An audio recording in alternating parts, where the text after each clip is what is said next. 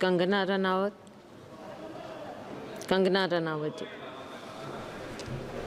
माननीय अध्यक्ष जी, मैं आपकी धन्यवादी हूँ कि आपने मुझे रेलवेज अमेंडमेंट बिल 2024 पर अपने विचार रखने का मौका दिया। माननीय रेल मंत्री श्री अश्विनी वैष्णव जी द्वारा प्रस्तावित इस बिल का मैं स्वागत करती हूँ।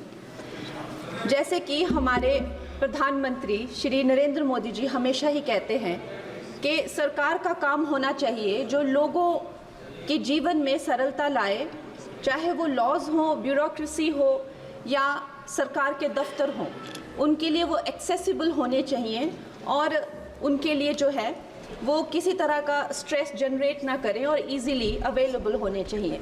निश्चय ही ये जो बिल है इस उद्देश्य में जो है वो सफल होता है और इसके अंतर्गत जो है 1905 में जो रेलवे बोर्ड एक्ट था उसको 1989 में जो रेलवे एक्ट है उसमें क्लब किया जा रहा है। निश्चय ही इस तरह के जो एक सिंगुलर लॉ बनाकर जो है वो आई फील कि हमारे जो साधारण मानवीय हैं उनके लिए बहुत ही इजीली अवेलेबल होंगे, एक्सेसिबल होंगे, इसीलिए मैं इसका स्वागत करती हूँ। Another very important government body railway board, जिसको डायरेक्टली जो कॉर्पोरेट्स के जो हर्डल्स होते हैं, जिसको हमारे प्रधानमंत्री जी हमेशा कहते हैं कि दफ्तरों के चक्कर लगाने या लोगों को एक डेस्क से दूसरे डेस्क भेजना, आई थिंक इससे भी उनको जो है वो छुटकारा मिलता है। ये डायरेक्टली जो है सेंटर के अंडर जो है रेलवे बोर्ड को लिया जा रहा है, इसका भी मैं पूरा स्वागत करती हूँ।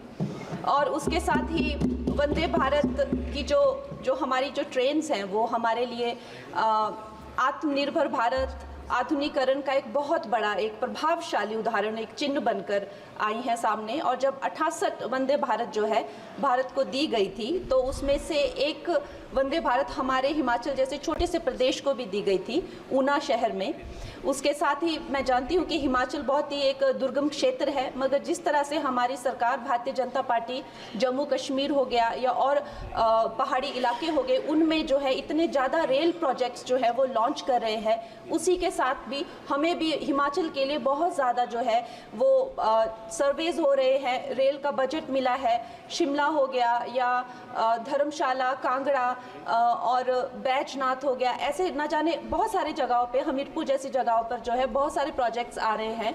लेकिन मैं माननीय मंत्री जी का ध्यान मैं मंडी क्षेत्र की तरफ लाना चाहूँगी। एक्चुअली मंडी क्षेत्र 60 to 70% ऑफ जो हिमाचल का जियोग्राफिक एरिया है वो मंडी क्षेत्र में ही आता है और हमारा जो क्षेत्र है उसमें अभी तक इस तरह का ना कोई सर्वे हुआ है ना सुविधा है। अगर हमारे क्षेत्र में अगर चाहे वो सेंट्रल मंडी अगर दिल्ली से जुड़ता है या चंडीगढ़ या चाहे अंबाला जैसी 2-3 जगहों से भी अगर हमें जोड़ा जाए तो हमारे हिमाचल की जो प्रगति और विकास है उसमें हमें बहुत सहायता मिलेगी। और उसके साथ ही मैं बहुत बहुत बधाई देती हूँ हमारे मंत्री जी को for 2024 railway amendment bill. Thank you. Shri Shyam सुंदर बहादुर। श्री श्याम सुंदर बहादुर। लिखा है।